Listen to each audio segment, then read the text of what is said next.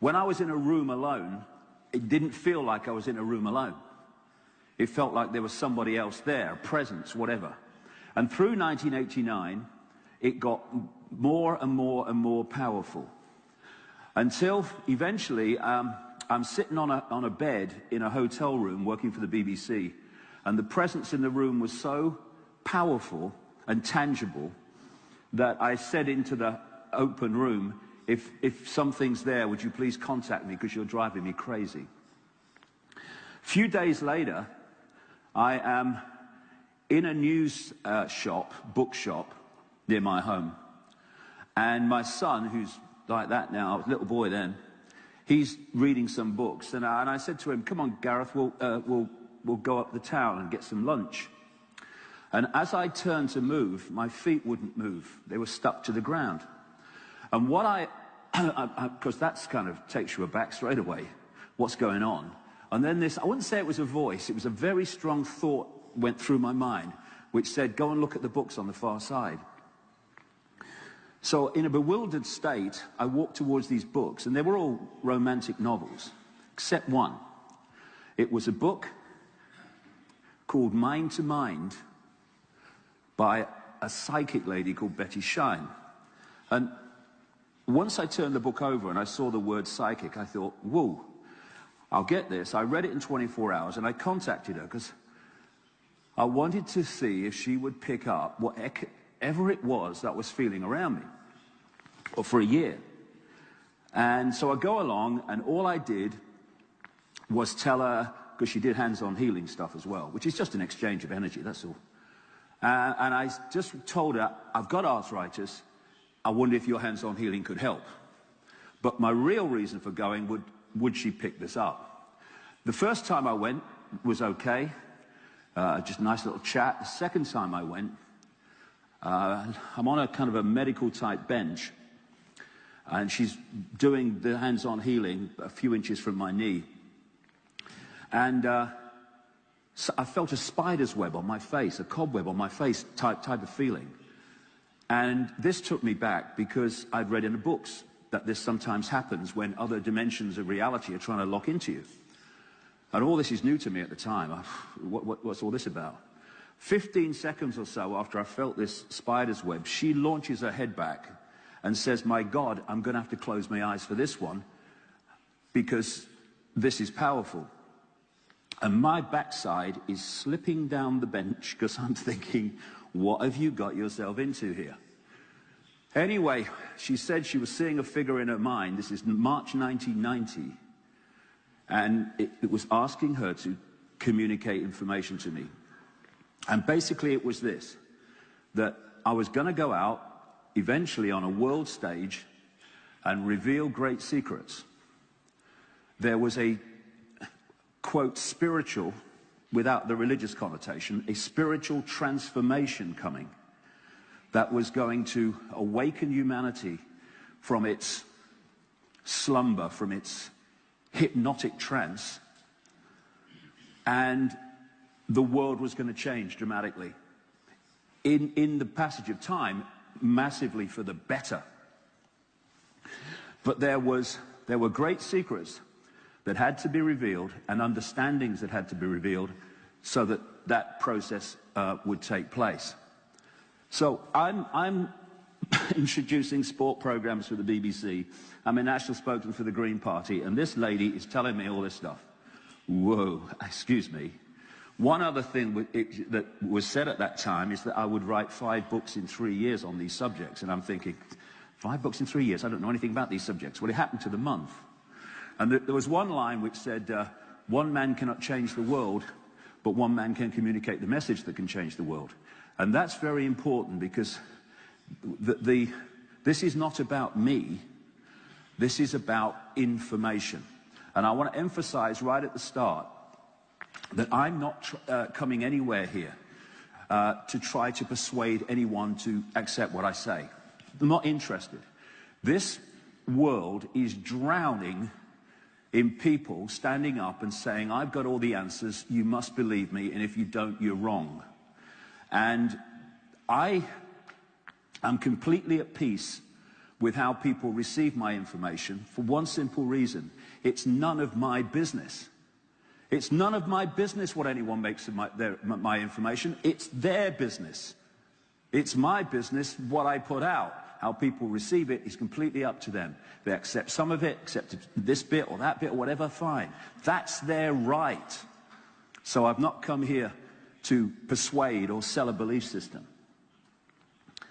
After I went to that psychic lady and she told me that stuff, my life suddenly started to change dramatically. And what the Swiss psychiatrist Carl Jung called synchronicity started to be so blatant in my life, like a stream of constant coincidences that were leading me to information and people and experiences that were pushing me in a certain direction. And I ended up in Peru, where the biggest transformation of my life took place in 1991, very early February. This is a place called Siyustani. It's an Inca ruin on the top of the hill there. And just out of shot on the far hill is a standing stone circle. And it's a long story. I've got so much to say today. I'll keep this brief. But I ended up in that stone circle by a series of coincidences. And something happened to me there over a period of an hour, which completely changed everything. First of all, when I went into the center of the circle, I felt like a drill going in the top of my head and a flow of energy coming through me to the ground and another one coming back. My arms then went out like that at 45 degrees without any decision by me to do it. And my feet were anchored to the ground like two magnets. And in this state, thinking, what the heck is going on? There was two very clear, I don't know, statements, thought forms, whatever. First one was, they'll be talking about this 100 years from now. What? And the second one was, it will be over when you feel the rain. I'm standing under a piercing Peruvian sun, not a cloud in the sky. It will be over when you feel the rain. I'm going crazy. But over this period, with this energy getting greater and greater, in the end my body was shaking with it, I noticed that over the distant mountains there was a light grey mist. And the light grey mist became a dark grey mist. And over a period of about 45 minutes, I don't know, half an hour, 45 minutes, this rainstorm came out of the mountains. And it was coming towards me like a wall of water, what we call stair rod rain. And I'm watching it coming towards me. And by the time it got close, I'm like plugged into a nuclear power station. I mean, my body can hardly stand. And then the rain hit me. And when the rain hit me, all this energy just went, stopped. And my shoulders are agony, didn't feel anything while it was going on. And I came back to England after that, and something like this happened. And information, concepts, insights were coming into my mind at such a fantastic rate that it was like pressing too many keys on a computer too fast. The computer freezes and goes, I can't process this, unfreezing, thank you very much, goodbye. And so for about 3 months, I was in a state, this is me in that period, I was in a state where if you'd have asked me what planet I was on, I would have had to check.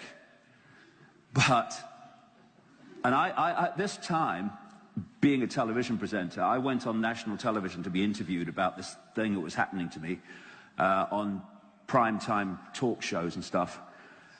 And I became probably the greatest figure of ridicule in much of British history, certainly in modern times. I couldn't walk down any street without being laughed at. I couldn't go into a bar, that was just uproar. A comedian only had to say my name on the television to get a laugh, he didn't need a joke. And then, after 3 months of where am I, it was like the computer unfroze. And people were coming up to me, old friends, and they were going, I thought you'd gone mad. I read you'd gone mad. You're the same man I used to know. What are they talking about? Well, I appeared to be the same person, again, that they knew, but I wasn't. because I was seeing the world in a totally different way. And I started asking the big questions that go unasked throughout people's lives often. Who are we? Where are we? Why is the world as it is? And when I went to that psychic, and she had that communication, this is what one part of it said. Sometimes he will say things and wonder where they came from. They will be our words.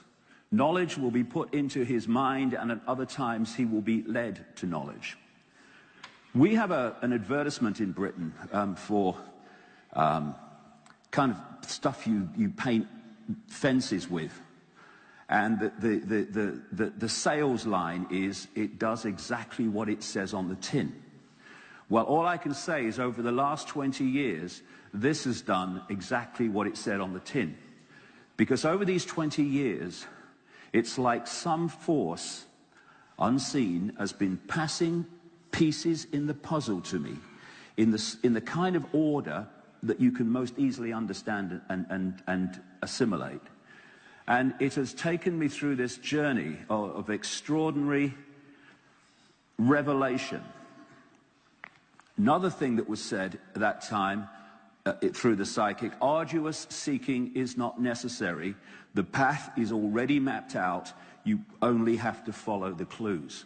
That was 20 years ago, and that's exactly what has happened.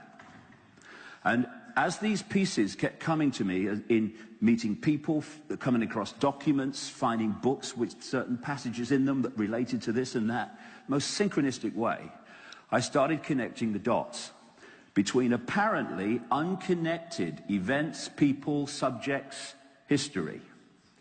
Because the control system, the global control system, wants us to focus on a dot.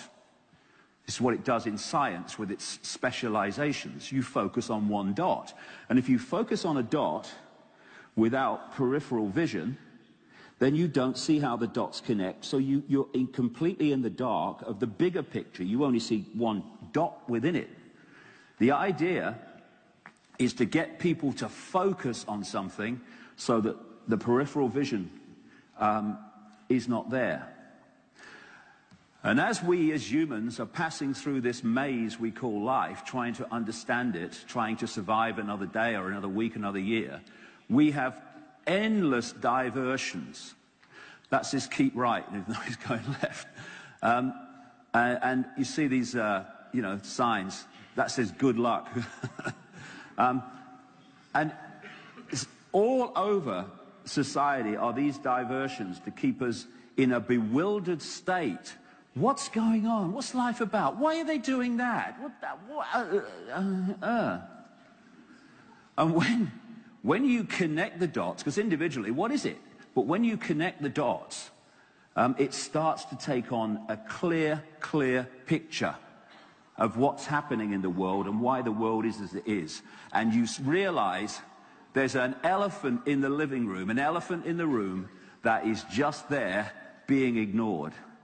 And that elephant is that there is a multi-leveled conspiracy to maintain humanity in a state of slavery.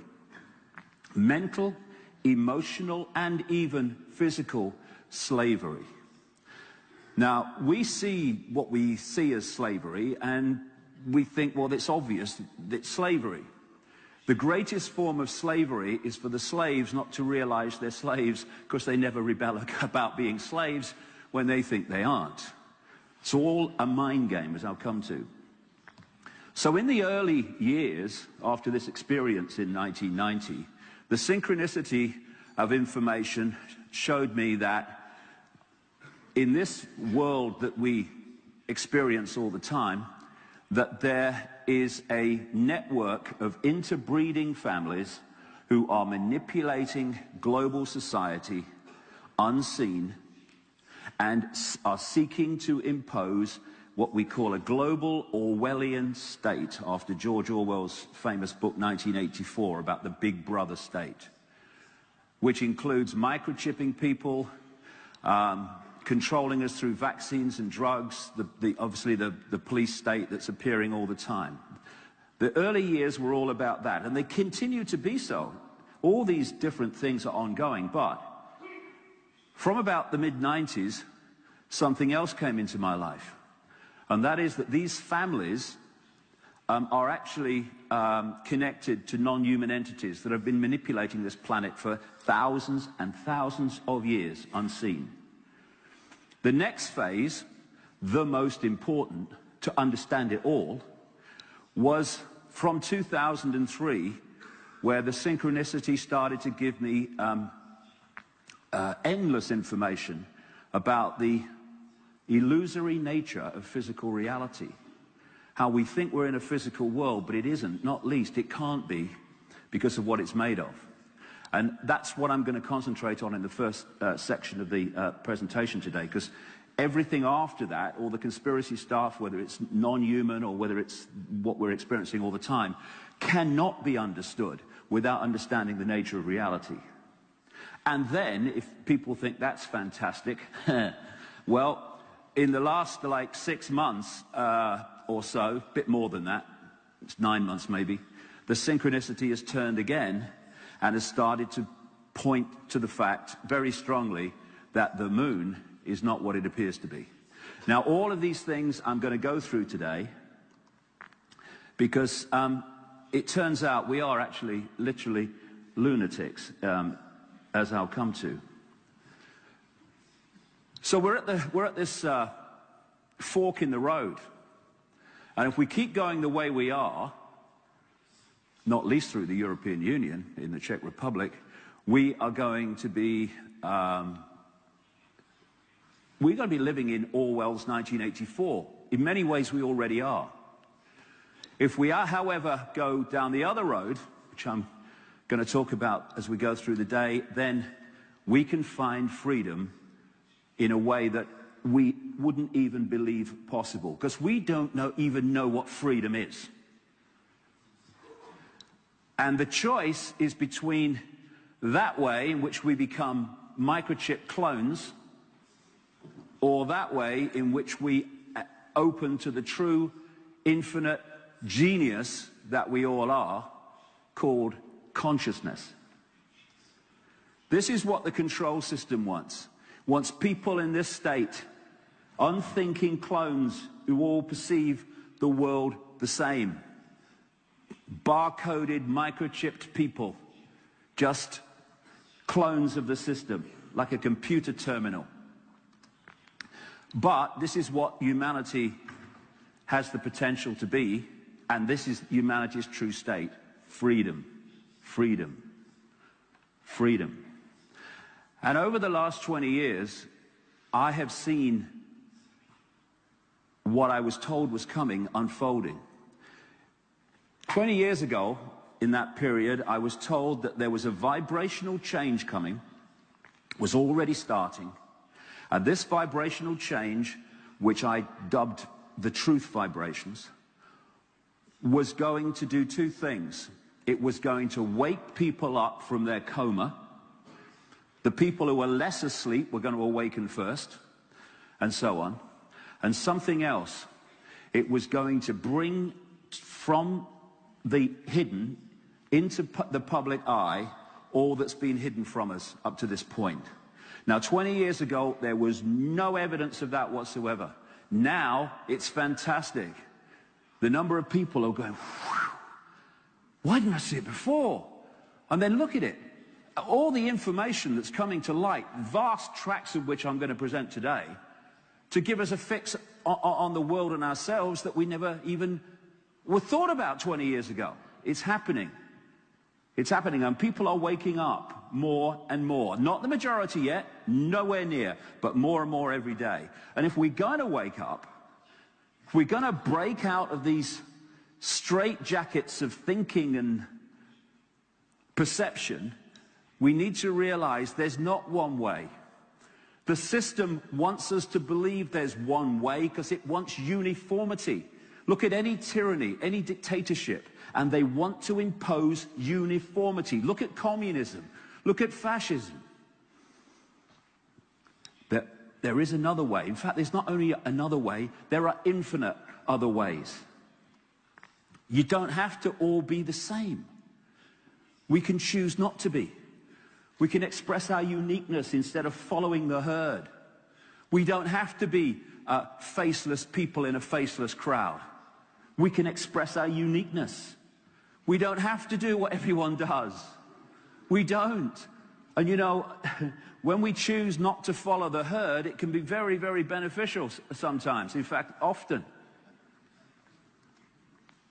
You don't have to swim with everyone else.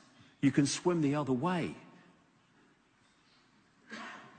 This man, John Mason, said, "You were born an original, don't die a copy." But how many people do? And the more they go through life and the more they take on the programming, the more they become a copy. You see children expressing their uniqueness, and as what we call life unfolds, you see that uniqueness being suppressed and deleted. The multitude is always wrong. It's an old proverb and is absolutely true. History shows it again and again and again. Giordano Bruno, truth does not change because it is or is not believed by the majority of the people. Or as Mahatma Gandhi said, even if you are in a minority of one, the truth is still the truth, no matter if the majority believe otherwise. Giordano Bruno was burned to death in 1600 for having the audacity to say that there were other inhabited worlds, that the universe was infinite, and that the earth was not the center of the universe. This is the stadium on which the entire control of humanity, whether it's in a country or globally, is played. The human mind. When there's a few trying to control the many, you cannot do it physically. You can do it physically in a small area with tanks and soldiers and stuff, but you can't do it globally. You have to get people to think the way you want them to think, and therefore behave and perceive the way you want them to see your control system as not the slavery it is. So the freedom, the real freedom, comes from freeing our minds from the programming of a lifetime. Freeing our minds from the idea that the education system is there to inform people and truly educate them, when the education system is there to program perception so the children become the adults that the control system can handle. Free our minds from the diversions of so-called entertainment that is designed to make us look over there while we're being further enslaved over here. Free our minds from the idea that the mainstream media, I've worked in it, the mainstream media is there to tell us what's going on in the world. It's there to give us a version of events which suits the control system.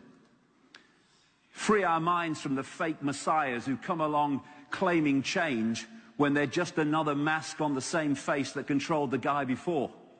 Anyone see the difference between Bush and Obama? Free our minds from the fake terrorist events that are there to create problems to which the control system can offer solutions, which is more control, more centralization of power. Free our minds from the fake terrorists, people like Osama bin Laden, who was on the payroll of the CIA. And then he's wheeled out to be the villain so that they can justify the invasion of Afghanistan. They can read your number plate from satellite, but they can't find him. Free our minds from the nonsense of human-caused global warming, which is just another scam to further tax us and to further justify more and more control over our lives. It's happening all over the world. And the science of global warming is a nonsense. I'll come to that. Free our minds from the idea that the pharmaceutical cartel is interested in human health. It's interested in human sickness because that's where the money comes from. And on a greater level, it's interested in destabilizing the human vehicle chemically and in many other ways. Free our minds crucially from the four-letter word that controls the world: fear. All the time, the system's trying to put us in fear because people in fear give their power away to someone they think will protect them from what they've been manipulated to fear. And crucially, again, to free our minds from the idea that we are little me, just an individual with no power, just a pawn in a game which they cannot have any influence over. This is the fork in the road. Consciousness or clones. Awakening or staying asleep. And I don't know, I'm not come to the Czech Republic to tell people who've lived here all their lives about the Czech Republic. I wouldn't insult you by doing that, because I've only been here a few days. But I can say this as I go through the day: if it hasn't happened in the Czech Republic yet, then it's planned to be. Some countries are ahead, Britain, America, in this control system, but it's designed to be global. We're having cameras everywhere to see us in almost anywhere we are in the built environment. This is a wonderful one in London. This says, George Orwell lived here.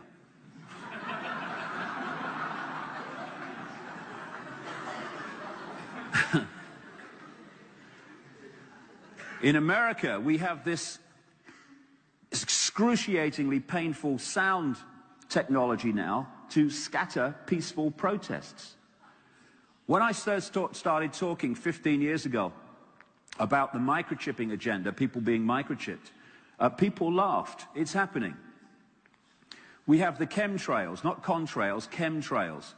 All over the world this is happening, where planes are pouring out these crisscross lines of whatever's in there. There's metals in there, there's chemicals in there, and it's happening all over the world. I was in South Africa a few weeks ago, right out from the cities in the Kalahari region, chemtrails.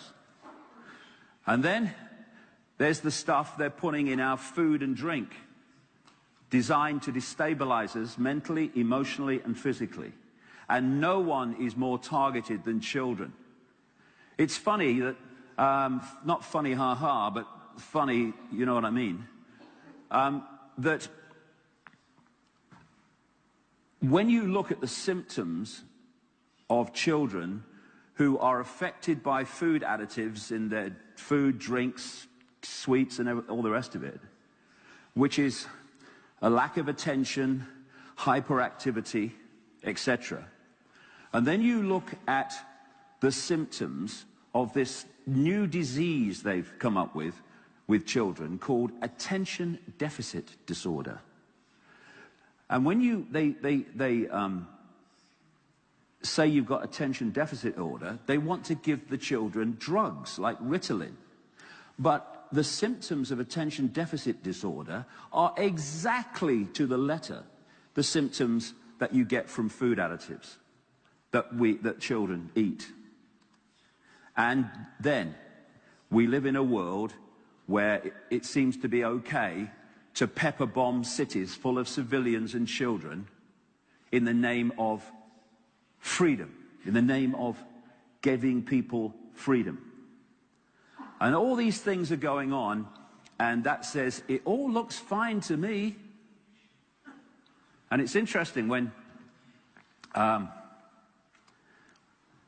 you look at this, it says here, to have your head in the sand, you have to be on your knees.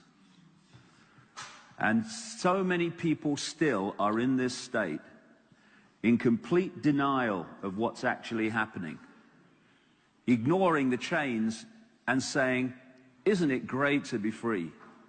Isn't it great to be free? I can vote for someone every 4 or 5 years, and then they go away and do what they like until I get the chance to vote again. And a lot of the denial of what's happening is what I call wishful thinking. We really wish it wasn't like this. And I do. I wish I wasn't doing what I'm doing now because I wish it wasn't necessary. But here's a great example of wishful thinking. This says, lips that touch liquor shall not touch ours.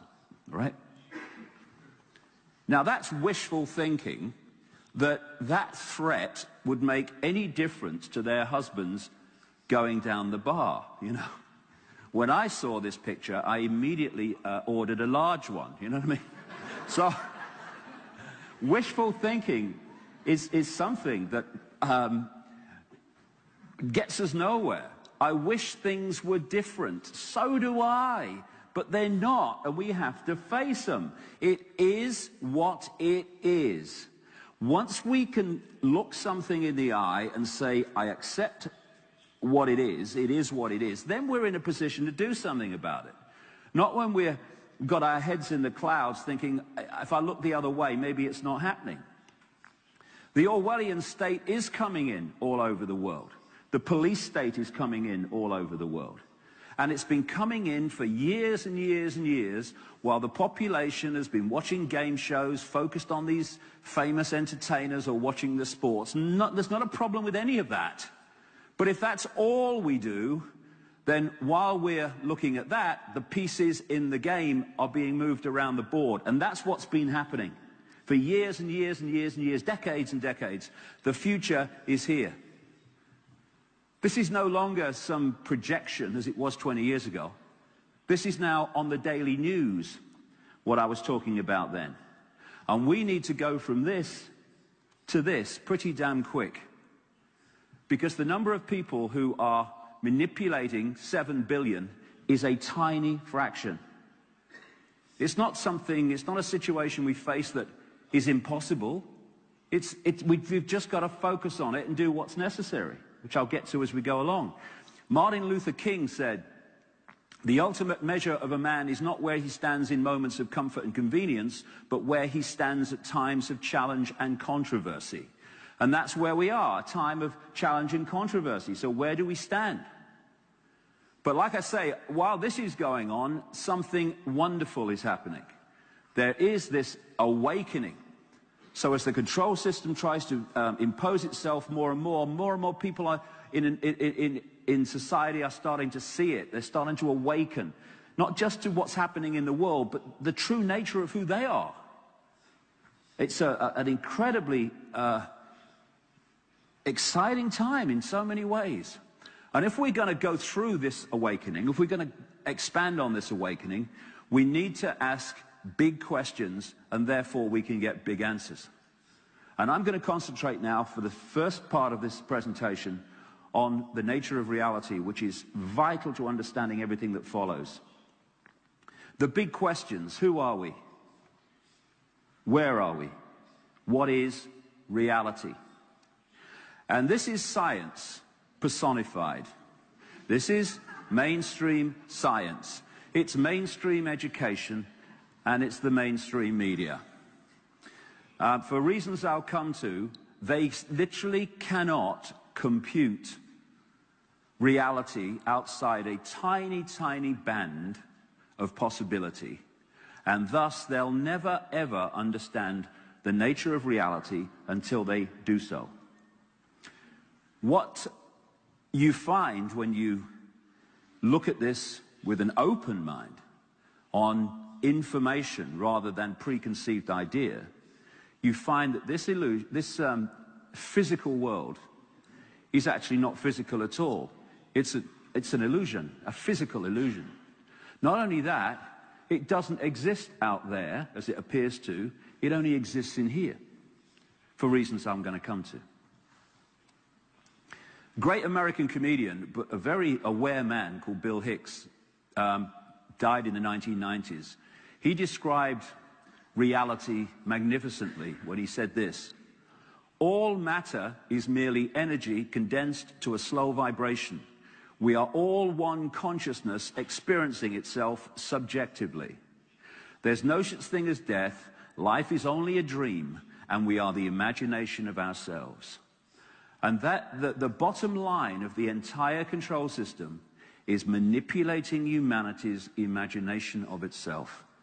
An imagination that says, I have no power, I'm just little me. We think that we see with our eyes what is out here, but there's nothing out there that is physical.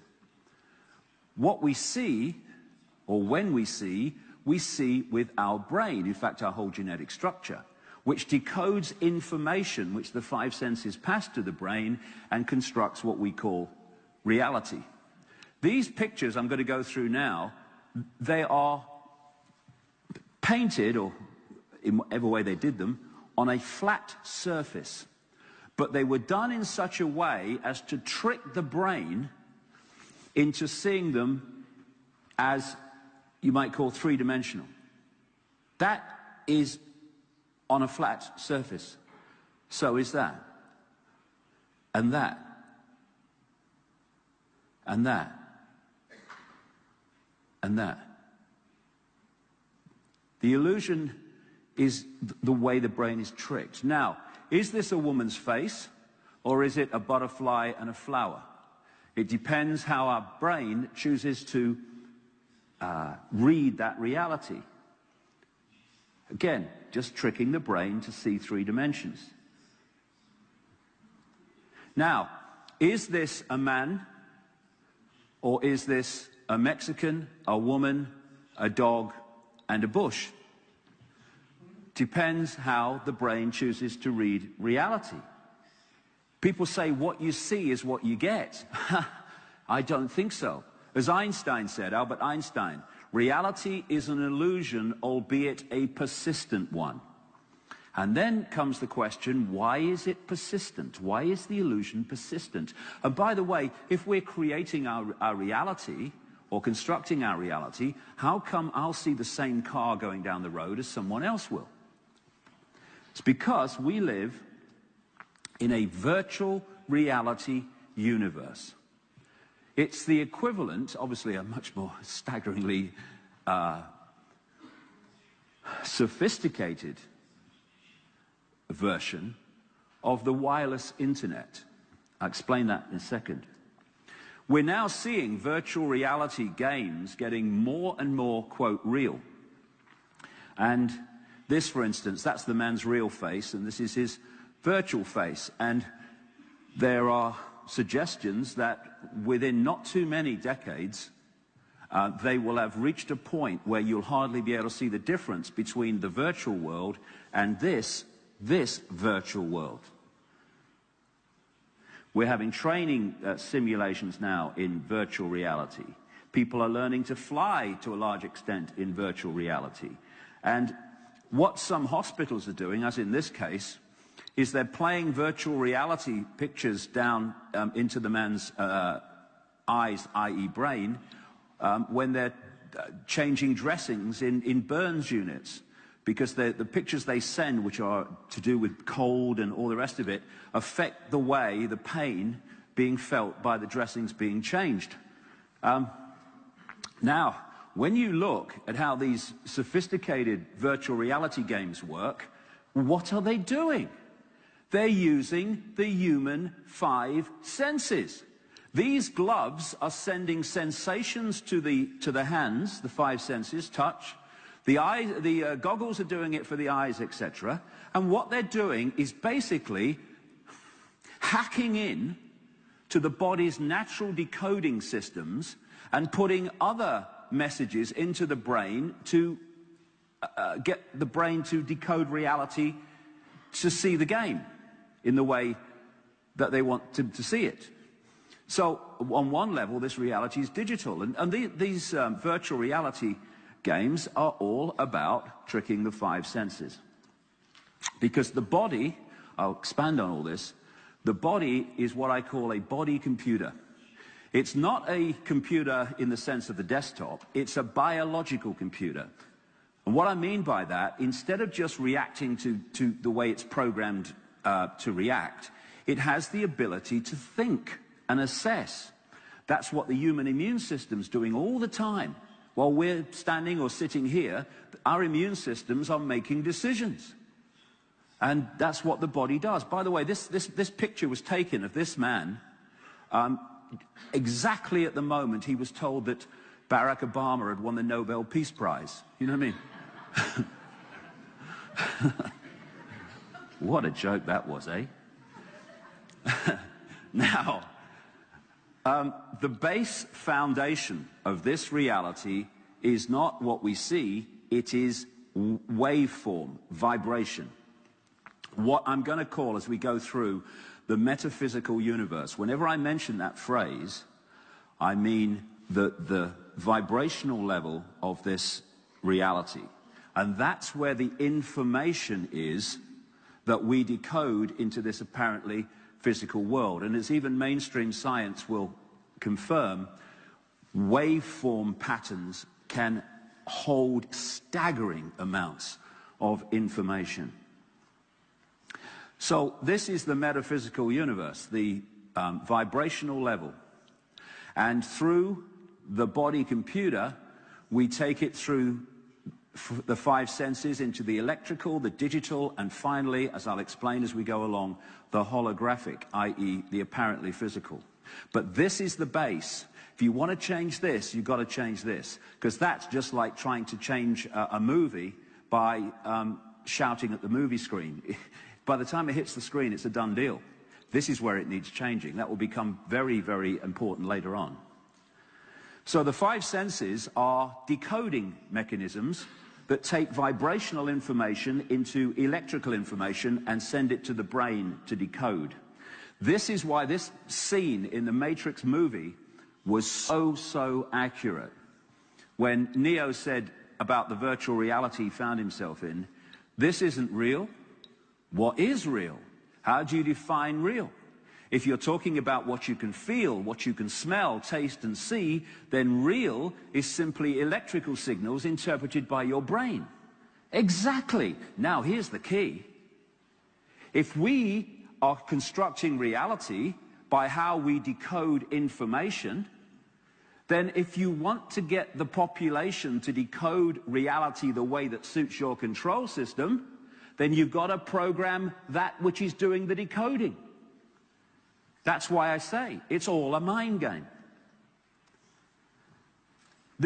All these pictures like this are by a great artist friend of mine called Neil Haig, all symbolic, of course. But that's what we're doing. We're decoding this vibrational information. I'll explain where that comes from in a second. And that's where this world exists. I grant you, I'm standing here. It looks like it's out there. It isn't. It's in here. And you manipulate the control, the decoding system, the brain, the body, and you control the world. So this universe is waveform until it goes through the brain and then becomes what we call the physical world. So the five senses are decoding mechanisms. Now the most obvious one in terms of turning vibration into something else is hearing. Because when I speak, now, there is no words passing through this room. There is a vibration passing through this room, that coming from the vibration of the voice box. When it reaches other people, they take that vibration, turn it into electrical signals which go to the brain, and then the brain hears sound. It's decoding sound. But all the five senses are like that. This was a news story only about 2 weeks ago. Researchers have been able to translate brain signals into speech using sensors attached to the surface of the brain for the first time. The breakthrough, which is up to 90% accurate, offers a way to communicate for paralyzed patients who cannot speak and could eventually lead to being able to read anyone's thoughts. Researchers have been able to translate brain signals, electrical signals, into speech.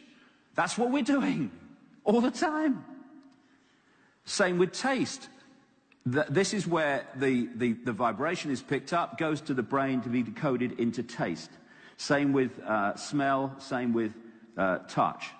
All these different parts of the brain are decoding the five senses. This is where the game is played. And that's why I said earlier that the stadium on which the control system is played out is here. Right there. This is why we have to take control of it back. And we can. We can. Even movement's an illusion. There are certain brain malfunctions which have people, when someone's pouring a cup of tea, instead of seeing it moving, it's a still arc. They just see a still arc. And the same malfunction has people who see a car in the distance, then the next time they're aware of it, it's here, going past. It's because the brain is not decoding reality in a sequence anymore, and I'll explain how that goes on as we move along as well. So basically, this is what this world is in a really symbolic form. It's a computer game in a way. And the human race has been hypnotized to read reality in a certain way. For instance, I went to a few hypnotist shows when I was researching one of my books. I wanted to see these people at work. And I saw people being given a potato, having been told, programmed to believe it's an apple, and they're sitting there eating this potato thinking it's an apple. Why? Because the vibration of the potato was passed from the taste buds to the brain, but the brain thinks it's an apple. So that's the vibration it decodes. And we are hypnotized. We're becoming unhypnotized more and more, but we are hypnotized. And here are the hypnotists. The media constantly telling us a version of events that is largely nonsense.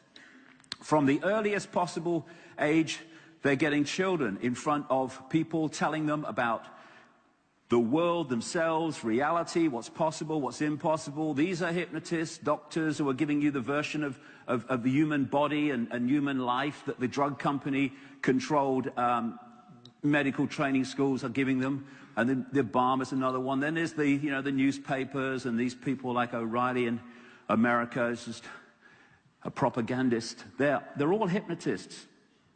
And funnily enough, I had an experience. I spoke in London about 2 weeks ago. Yeah, 2 weeks ago. And I was sitting in my hotel room working on the thing because, it's a lot to work on because it's very long. And so my head's going boom, boom, boom. So I thought, I'll go down, I'll get something to eat and clear my mind, right? So I go into the restaurant, and it's at a window looking out on this, where all these people are walking past. And it was a very synchronistic experience. The coincidences were amazing, because every time this lady came across to me and said, would you like another glass of white wine? I said yes, right? So it was synchronistic like that for quite a time. And I looked out the window.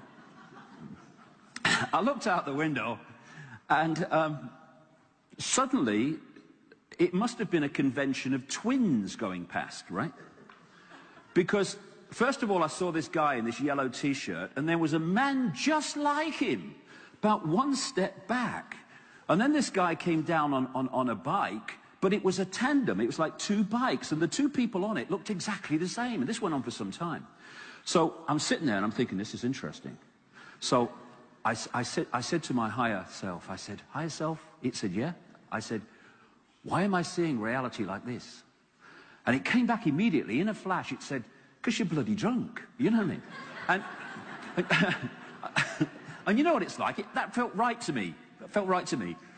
And the point I'm making is, I've had a few glasses of white wine, and now I'm reading reality in a completely different way. Why? Because it's affecting the way the brain's reading reality.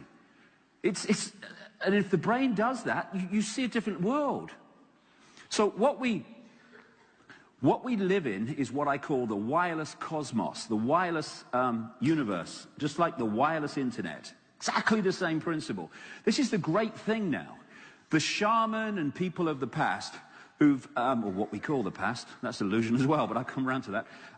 But the shaman of what we call the past they had to describe reality in ways that was accessible by the people at that time.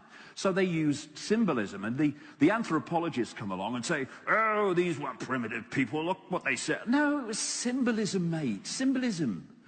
But today, we now have this wonderful opportunity because technology is mirroring the very reality that we're experiencing, and nothing more than the wireless internet.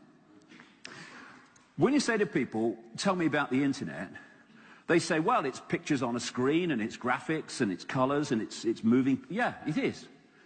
But the only place the internet exists in that form is on the screen. Everywhere else, it's electronic circuits and all the other stuff. And then you say to people, tell me about television. And they say, well, it's moving pictures on a screen. Yes, it is. But the only place that television exists in that form is on the screen. Either it's broadcast transmissions or it's the old digital thing they've got now. Most of what we call television is not that at all. That's just the finished part of it. Oh, this is our screen. The wireless internet. If this hotel theater has the wireless internet, surely it does, then where is it? Where is it? But if I tune this computer to the internet, no wires necessary, no connections necessary, as with this, this example here, in the middle of a town, then I pull a whole collective global reality out of the unseen onto a screen. And if I'm in South Africa or America or the Czech Republic or France, I'll pick up the same collective reality. And because we are decoding the waveform information construct of this reality, anywhere we go, that's why we see the same car that other people see. The difference is, what do we think of that car? What's our opinion of it? What's our feeling about it? That will be different. That's where we put the unique spin on it, but we still see the same car. In the same way, different people will go to a website and they'll see the same website, but what they think of it and what they make of it and whether they stay there or go away from it is their own choice. So the body computer, look, he got the Nobel Peace Prize, all right? Get used to it, okay? Relax. The body computer is decoding out of the unseen this vibrational information construct that we call the universe. This is why this is so accurate in the Matrix movie. The Matrix is everywhere. It is all around us. Even now in this very room. You can see it when you look out your window or you turn on your television. You can feel it when you go to work, when you go to church, when you pay your taxes. It is the world that has been pulled over your eyes to blind you from the truth. What truth? That you are a slave, Neo. Like everyone else, you were born into bondage, born into a prison that you cannot smell or taste or touch. A prison for your mind. There's another angle on that when we get later on as well, in the second section. So what is the universe? It is information. That's what it is. It's information, and we're decoding that information. And not only that, it's an interactive game, so we are putting information into the construct by our actions and our beliefs and our thoughts, as, in the same way that you get information from the internet, but you also post on the internet. It's an exchange of information. And it's information decoding information. Depends how it's encoded to operate. So a computer disk is information, and it's read by a computer, which is information. One is encoded to be information to be read, and one is information decoded to read that information. It's all information. And so this is what we're doing. We're taking this information construct and turning it into an apparently out there world. The basis, like I say, is vibrational fields, and that's what even the body is. It's a vibrational field. It's energy, vibrating energy. When it passes through the decoding system, it becomes apparently solid, but cannot be, as we'll see. As a result of this illusion, we think the world is outside of us, because that's the way we decode reality, but actually it's inside of us. It's inside our head, inside our genetic structure. Now, I came across this information because I've got so much to say. I've just produced a book of 355,000 words explaining this stuff in much greater detail. But I can give you the themes. They have discovered, German scientists, I think, that there is a gigantic black hole in the center of our galaxy. And the idea is now that there is a giant black hole in the center of every galaxy. And this absolutely fits the information I've come across and put together, which is this. The black holes generate the base vibration of this galaxy to collectively this universe. As this vibration resonates, it triggers the suns, in this case our sun, to release information in the form of photons, photon energy. It's the black hole is the vibration triggers the suns to release information in the form of photons. Photons are the basic unit of light and all other forms of electromagnetic radiation. This is the wireless internet of the cosmos. And this is the information that we decode. The Earth grid of meridian lines, some people call them ley lines, with all their power centers which the ancients used to put their temples on and their places of worship.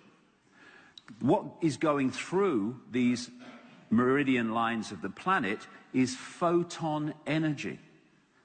And the planet is decoding this information in the same way that we do. The human grid of ley lines, which, of course, the whole basis of the Chinese healing art of acupuncture is based, what's going through these meridian lines of the body, what the Chinese call qi, is photon energy, information. And the genetic structure, not least the brain, is decoding this information, like I say, into an apparently physical world. Now, there have been scientists over the years who've said that this world only exists as it appears to be here, physical, when it's being observed. And that is absolutely true for this reason. When you're playing a computer disk in a computer, every part, all the information on that disk does not appear on the screen at the same time. Only that which the computer is reading at that time. All the other information remains on the disk. And so when we are observing, putting our attention on something, we are decoding it into this reality. But when we're not doing that, it's in its base form of vibrational information. The brain has no light in it. It's dark, black dark. And yet, light, light, light, lights. I'm seeing lights from a brain that cannot be penetrated by light. Why? Because it's a decoding mechanism, not literal. So when in the Matrix movie there was that scene where the child said, "There is no spoon. It's not the spoon that bends. It is only yourself." Exactly right. Because of the way we read reality. There are people who can walk through fire without getting burned. People say that's impossible. No, it's not. Because the fire is an illusion as much as the feet are an illusion in terms of physicality. If you believe that if you walk through fire, you will burn your feet, that belief system is the way the brain will decode reality. You'll burn your feet, no question. If, however, as these people do, you go into another level of consciousness that overrides that programming, then you can walk over hot coals and not burn your feet, because the brain will decode that reality instead of the one where you go, ouch, get an ambulance. This is the greatest con trick of all in the control of humanity. We are consciousness. We are awareness, disembodied awareness, that part of us that people experience in near-death experiences when they leave the body and they can still see and they can still perceive and they see other realities. This is the vehicle that allows us to experience this world, this reality, this frequency range. And the idea of the control system is get us to believe we are this and not this. Because there are massive implications for control. A Central American shaman, who I'll quote in the second section quite a bit because he said some brilliant stuff. He said this: "We are perceivers, we are awareness, we are not objects, we have no solidity. We are boundless. We, or rather our reason, forget this, and thus we entrap the totality of ourselves in a vicious circle from which we rarely emerge in our lifetime." And the reason we rarely emerge is the control system is constantly trying to get us to see ourselves in physical terms. So the body allows consciousness to experience this reality, but we are multi-leveled, multi-dimensional. If consciousness in its disembodied state wants to interact with this reality, then it must have an outer shell that is resonating within the frequency range of this reality. Otherwise, I couldn't hold that up. You just fall to the ground. It's like two radio stations on different frequencies. They don't meet. So consciousness takes on these shells, these body computers, to allow us to experience this world. And the trick is, for the control system, is to get us to self-identify with the body, the vehicle. Now, it's interesting, when we say we're going on the internet, but we don't, do we? The computer goes on the internet. We observe the internet through the computer. It's exactly what consciousness does in relation to the body, because I'm going to just emphasize a difference here, which is going to be a theme going all the way through. The difference between mind, which is that which directly works through the body, body-mind as I'll call it, and consciousness, which observes through the body-mind. The idea of the control system is to constantly hold us in body-mind perception, that one, instead of allowing us to expand to consciousness and see the bigger picture of everything. Now, the difference between the two is profound. A couple of 3 years ago now, I was sitting in the bath. Why I have a bath, I suppose, but I was sitting in the bath, and I had this vision. It sounds grand, these pictures in my mind. And it started off with billowing energy, which I immediately took to be consciousness. And then an eye appeared in that energy. The next thing was a telescope appeared, and at the other end of the telescope was this reality, this universe.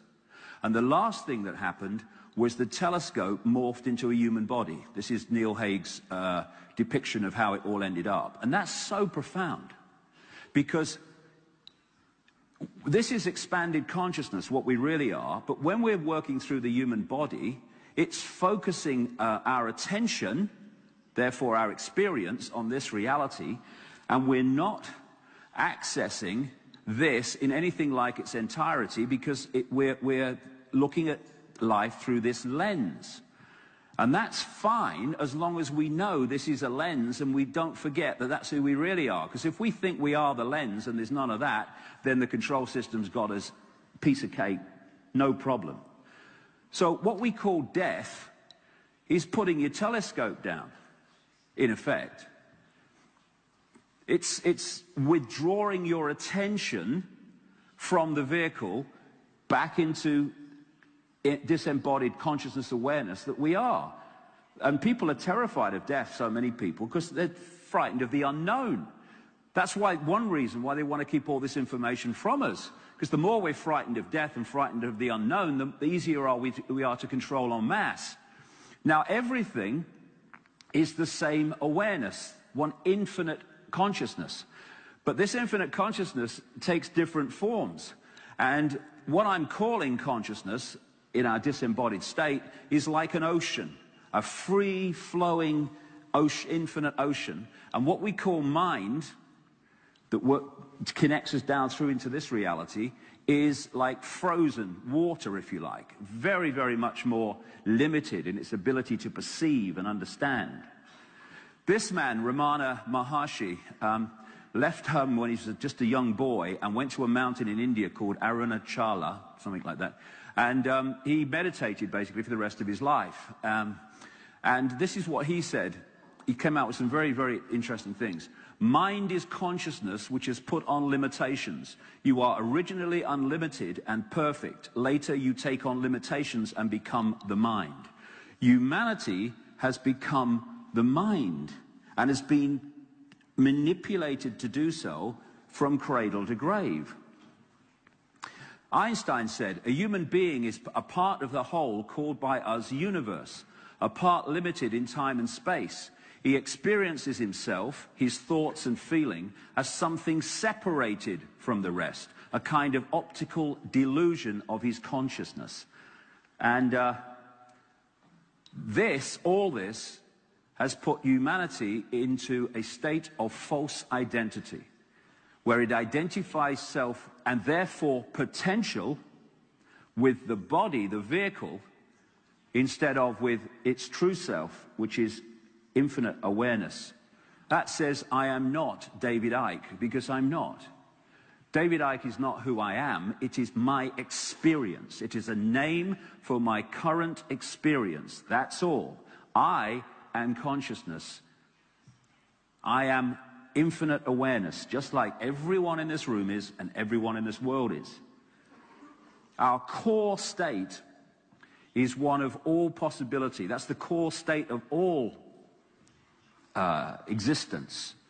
And you know, people who've gone into real deep meditative states, I don't meditate, but I go into these states spontaneously sometimes. You go to a place where there is no vibration, there's no movement, and there's no sound. It's just still silence. And I've only taken psychoactive drugs once in my life. That was in 2003 in a rainforest in Brazil, which I did specifically because I wanted to experience it. And for 5 hours in this state of ayahuasca experience, this rainforest plant, I had this voice as loud as mine is now. It took a female form, that's the way I decoded it anyway. Talked to me about the illusory nature of reality for about 5 hours. It was fascinating and hilarious. And I came back to England and went through checking out what this voice had told me in mainstream science. And what's extraordinary is mainstream science has already realized this is illusory. But it's not connected the dots, because that's not what it's supposed to do. And so everyone's got a bit, and no one's putting it all together. So you can see, actually, it's blatant. This is an illusion, a physical illusion. So this is a state of all possibility. And what that voice said to me at one point, which turned out to be very profound, it said, if it vibrates, it's illusion. And I later realized what that meant. In this silent, still state is all potential, all possibility, all that is and ever can be. It's everywhere and nowhere. People say, well, you can't be everywhere and nowhere. You can in all possibility. And everything and nothing. You can't be everything and nothing. You can within all possibility. And it's interesting. We talk about the nothing, the no thing. When the no thing, the nothing, is everything. Because it's all potential waiting to manifest. Because if I said, if I stopped talking, and then I said, what can you hear? Most people would go, nothing. But what you can hear is everything, all potential waiting to manifest. So, you've got the silent everything. And then I start talking, and I pulled one possibility out of all possibility, and when I stop talking, it's gone back into all possibility again, all potential. And so many people are afraid of the silence. They go into a room, they put the television on, they get into a car, put the radio on. Because silence takes you into places that some people don't want to go. It's fair enough, it's only a choice. But in the silence, You are hearing. I mean, how many people kind of go into meditative states? There's no noise. There's no vibration. They go deep enough. And they go, I've got it now. And they have some kind of insight. Well, no one's spoken to them. No, they've entered the realm of all possibility where you can access any knowledge you want within the no thing. And then what happens in what we call creation is vibration is generated, which manifests through the decoded world as sound, and worlds are created through information encoded in this vibrational form. This is something called cymatics. If you've never seen it, it begins with C. It's C-Y-M-A-T-I-C-S. If you go into YouTube and put cymatics in, it's amazing. What they do is they put these particles on a metal plate, just a mess, you'd think. And then they play sound across the plate. And these particles move into amazing geometrical patterns like this. And then they change the note and they rearrange themselves. And then they stop the music and it all goes back to apparently random. So in the random state, it's all possibility, symbolically. Because those particles are just sitting there waiting to go anywhere you want. And then the sound is played and that creates one possibility, and it's what we call a world. So out of all possibility come all these worlds of vibration, frequencies we would call them, which interpenetrate and exist in the same, what we call space, just as all the radio and television stations broadcasting to Prague are in the same space that we're occupying now. As long as they're not close to each other on the dial, they don't interfere with each other. So we are in a frequency range. That's what this world is. It's a frequency range. We look out of our eyes, or think we do, and we think we're seeing everything there is to see. We're seeing a frequency range, and other levels of reality, or the frequencies of reality, are sharing the same space. And even according to mainstream science, the energy and mass and matter that exist in this universe, in what they call dark energy, dark matter, etc., is massive compared with the tiny, tiny frequency range that we see of this universe. For instance, the electromagnetic spectrum is 0.005% of what they say exists in this universe.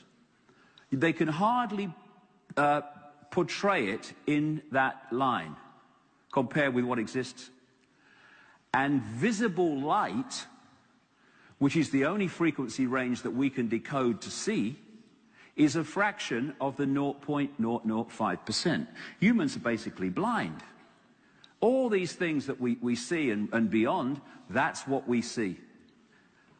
And we think that we can see everything when we look through our eyes. We can't. So what we are living in is a frequency range. That's what this world is. And if you can change your frequency, which people or entities that understand the mechanism of this far more than we're allowed to do in our suppressed state of awareness, you can enter this frequency range and you can leave it by changing the frequency. And to the observer, whether it's a UFO or whether it's some kind of non-human entity or whatever, to the observer, they say, it just appeared out of nowhere. And then it disappeared. And people go, he's been drinking. What's he on? What's he taking? And all that's happened is it's entered the frequency range that we can decode, and then it's left. To the observer, it's appeared out of nowhere and it's disappeared into nowhere. It hasn't. It's just left the frequency range you can decode. The whole thing is about focus of attention. Wherever our attention is focused, that becomes our reality. And this body computer, this lens, this telescope, focuses our attention upon this reality. That's why it appears to be the only one. Now, if you can come into this frequency range, this world, and you can hold a conscious connection to your true self, then you're in this world, experiencing it, but you're not of this world in terms of the point you're observing it from. Then you've got everything you need. But if you don't hold that connection to consciousness, and the control system is all about making sure that doesn't happen, then you go through life in this bewildered state, wondering what the hell it's all about, and trying to survive another week. Then we come to time and space. One of the things that makes people think that the world is out there is what we call space.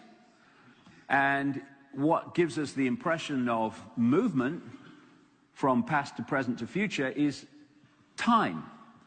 But there is no space and there is no time. There's only information we decode to have the illusion of that. When you put a disk in a computer, what is it? It's a disk. It's just information.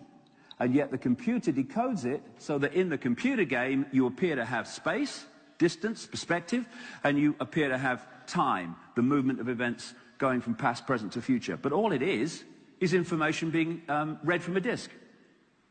And the time illusion is crucial. It's not something that we need just to say, oh, I'm not recognizing time anymore, because this event started at 11 o'clock, and if people didn't recognize time, people would still be arriving, or might have come much earlier.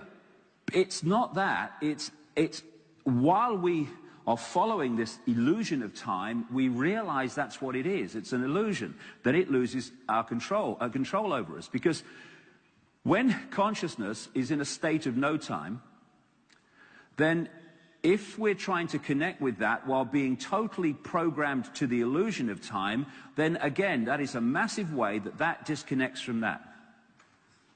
And time absolutely controls us, and it's ludicrous. You cross a line in the ocean and you go into tomorrow. You cross the other way, you go into yesterday. I mean, what's going on? It's ridiculous. There is only the now. There is no time, there is the perception of time. For instance, you say to people, there's no time. They go, oh, there's a past and there's a future. Yeah, of course there is, don't be daft. So, okay, tell me about the past. Well, so-and-so happened, and then this happened, that, yeah, okay. And where are you when you are telling me about the past? Where does the past exist? What were you telling me about it? Well, in the now. So tell me about the future. Well, the future, where are you when you're talking about and perceiving the future? You're in the now. Everything happens in the now. Everything else is illusory, the way we decode it. This is why when people have near-death experiences, often, they say there was no sequence of events, there was no time, and all these things. Why? Because they've left the body computer, which is decoding that information into the illusion of space and time. And this world is controlled by time. Oh, what's the time? Oh, God, is that the time? Oh, blimey. What's the time? Oh, cool, God. There's not enough time. There is plenty of time because there is no time. But there doesn't seem to be much time when we're decoding it. And it's like a movie on a DVD. When you put a movie in a television kind of, DVD player, and you're watching the movie unfold, the scenes that you have watched on the movie become your perception of the past. The one you're watching now is your present, and the ones you've not yet watched are the future. And yet, the whole movie exists on one disc at the same time. And what we live in this reality is a loop, what I call the time loop. Funnily enough, mainstream science is now talking about something called causal loops, which is a similar thing. I wrote a book years ago called Tales from the Time Loop, based on this, because we're following a pattern around and coming back to the start. It's like it's a recurring reality. But the loop is the decoded world. What the loop really is changing vibration, which is, I'll get to in the last section today. This is really vital to understanding what's happening now in terms of these truth vibrations I talked about. This vibration, this base vibration coming out of the black holes doesn't stay constant. It moves through a cycle, and it moves through a cycle in the now. And as it moves through this cycle of vibration or change and then comes back to the start, it's triggering, as it changes, different information from the sun. Therefore, we are decoding, as the vibration changes, different information. As we do that, the world appears to change because it's now got a different information base. And that's what we're heading for. The truth vibrations are another change of vibration, which is going to change the world, already is. And in Asia, they talk about yugas, epochs of secular, what we call time, where you have a golden age, where there's a great expansion of consciousness, and then there's other ages, which they call dark and suppressed. And what these ages are different ways of experiencing this reality, and we can choose to come in and experience this reality or a golden age or whatever. And we're at the epoch now where one of these yugas is being replaced by another one. The Mayans talked in Central America, become connected, of course, to 2012 and all that stuff. That they talked about the cycle and nature of time. They talk about that in Africa as well. Do you know, the Zulus have a name for time and space coming from ancient times, which is virtually identically the same word, because they knew way back then that time and space were, in effect, the same thing. So what we call history and time is basically this cycle as we decode changing information and manifest it in here, and we're in the process now of changing. So the reason so many people are now waking up to these truth vibrations is those that are opening, because they're a different vibration to the vibration we've had before, up to this point, the suppressed period. Those who are opening up to decode that information, they're seeing the world totally different to those who are still decoding this vibration, because we're at the point, the cusp now, where they're both operating together. And if you can hold consciousness in the time loop, as it were, you can understand what's happening rather than being in this state, which is where humanity is in general, though it is changing, where you're going round and round and round, trying to make sense of a bewildered world, wondering what the hell it's all about. Now, like I say, the body is a biological computer. It's reading information all the time. It is the vehicle through which we experience this reality for consciousness. And it's a bit like a spaceman on the moon. You have a space suit, and it allows you to experience a reality which you couldn't otherwise have done. And what would be crazy is if spacemen on the moon, in different spacesuits of different colors, made by different companies, argued with each other, fought with each other, and condemned each other for having a different color or style of spacesuit. We'd say that was ludicrous, insane. Well, that's what this is, racism. Racism is judging someone by the vehicle their consciousness is using to experience this reality. That's why racism is not only unpleasant, it's stupid, silly, ridiculous. We say, who are you? We say, we're humans. Well, we're not. Humans is like David Icke. Humans is our experience, not who we are. It's like a software program in the body computer that gives us the experience of what we call being human. The different cultures and the different sections of what we call humanity, they're just different types of software based on the same basic software. This is an article in the San Francisco Chronicle about DNA, and it's absolutely right. DNA is a universal software code.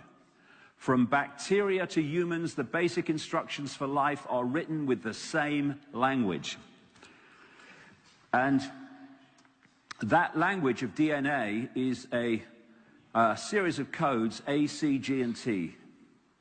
A, C, G, and T is the basics of everything.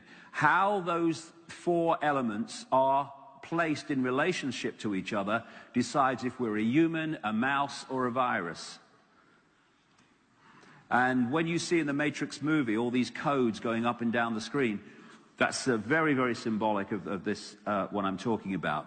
And the brain decodes that information into this reality. So the human body ticks all the boxes for a computer, i.e. extraordinarily sophisticated one, a holographic computer. When we get a virus in a computer, and it gets worse and worse and worse, until you can't even switch the thing on, we say, my computer's dead. And it is. But the guy who was working the computer, he's not dead, just the computer. In the same way, our computer dies through viruses of various kinds or whatever. You take the computer and you smash it on the floor or smash it against a wall, the computer's dead. You smash this computer against the wall hard enough, this computer's dead. But consciousness, the person working the computer isn't dead, only the computer. Then we have computers going to sleep mode, where they tick over on a very, very much lower level of electricity, life force, energy. That's what happens when we sleep, and the body computer goes into sleep mode. Computers have antivirus software that attacks viruses that are a danger to the computer. That's what the human immune system is in a much more sophisticated way. It's constantly on the lookout for threats to the computer system. This is a picture, an enhanced picture, which was produced at the Necker Hospital in Paris, where they put tracer dye into acupuncture points on the meridian line system that acupuncture works on. And when I saw that, I thought, that's a motherboard.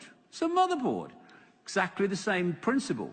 And what they found, interestingly, is that when this chi, photon information, is passing through this system too slowly or too quickly, the body is ill, diseased, or imbalanced in some way. And when we get a virus in a computer, what's the first thing we notice? Hey, my computer's slow today. What's the matter with it? Why? Because information is not passing around the computer at optimum speed. That's what that's about.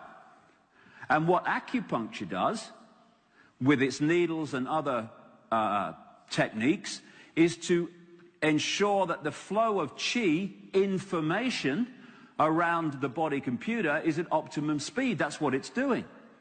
And you get people, they say, acupuncture's stupid because you can't cure a headache by putting a pin in your toe, right?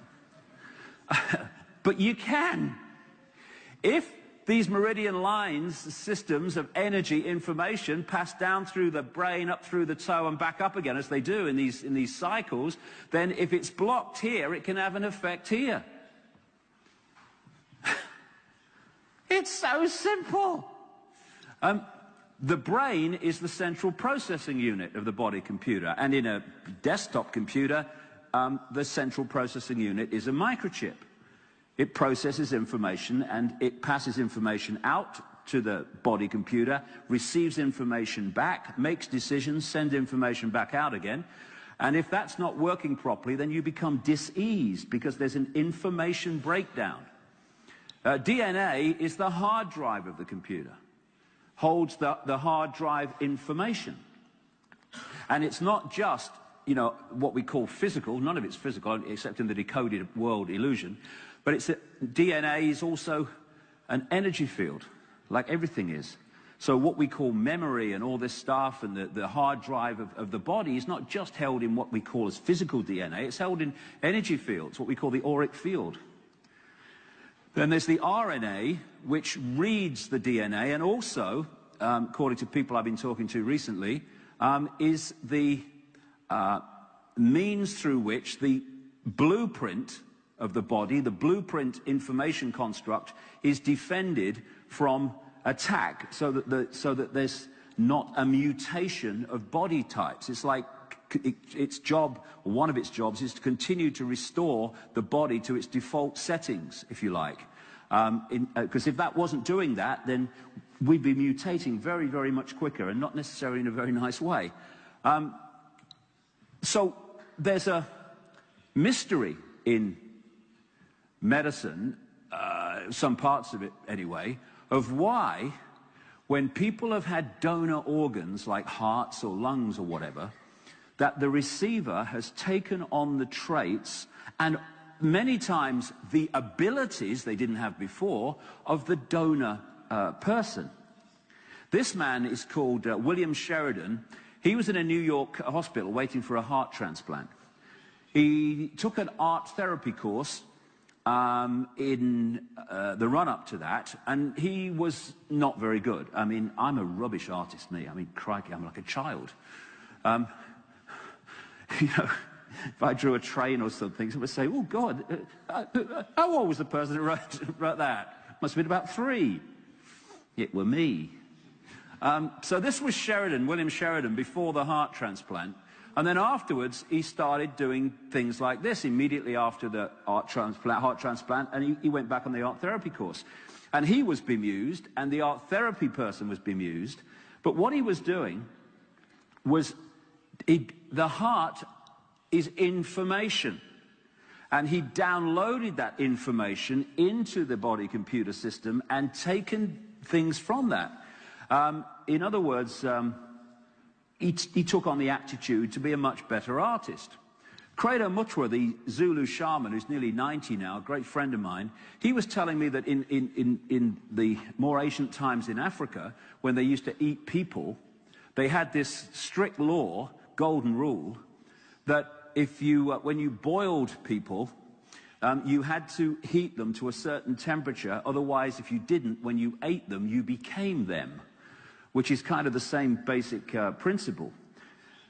Then you have the self-identity that probably makes us identify with the body more than anything else, and that's being a man or being a woman. But you can change from a man to a woman through chemical change. So a man or a woman is not what we are. It's what we're experiencing. Again. And this story in all the newspapers in Britain a few years ago of somebody called Freaky the chicken. And Freaky starts out as a hen. It's laying eggs.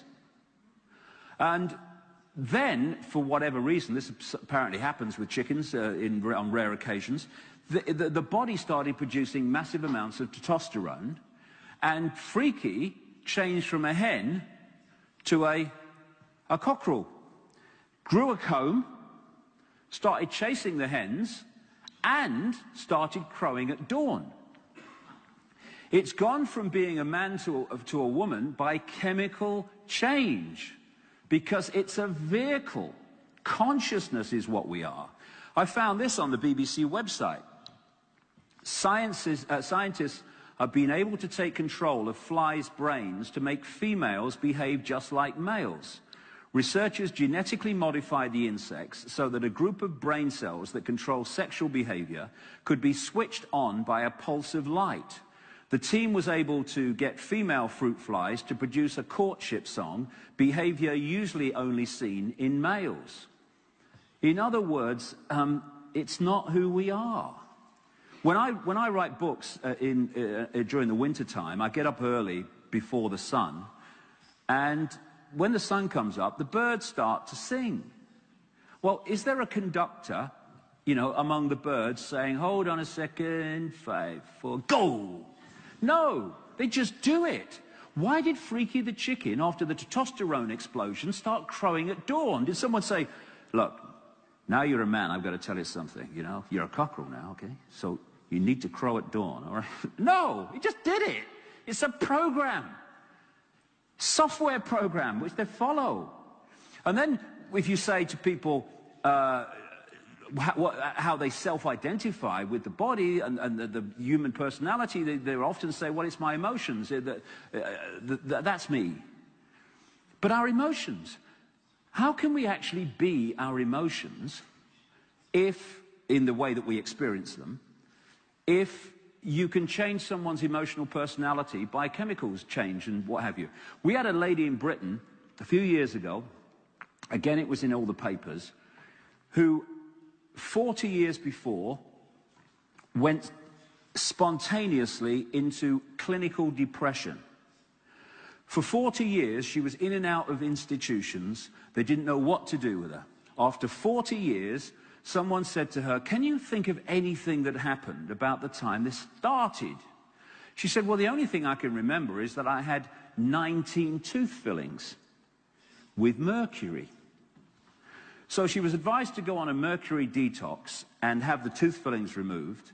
And she came out of clinical depression after 40 years and said, I've just found life again. And all the way through that 40 years, people would have said, "Who are you?" She would have said, "I'm a clinical depressive." No, she wasn't. The body-computer system had been destabilized chemically and decoded reality that way. We are also, this is a key to understanding the control system as we go through, we are receiver transmitters of information. This is what's happening as we interact with the wireless internet, the cosmic internet. We are decoding information all the time. Now, one of the great things that is used in radio, receiver, transmission equipment is crystal.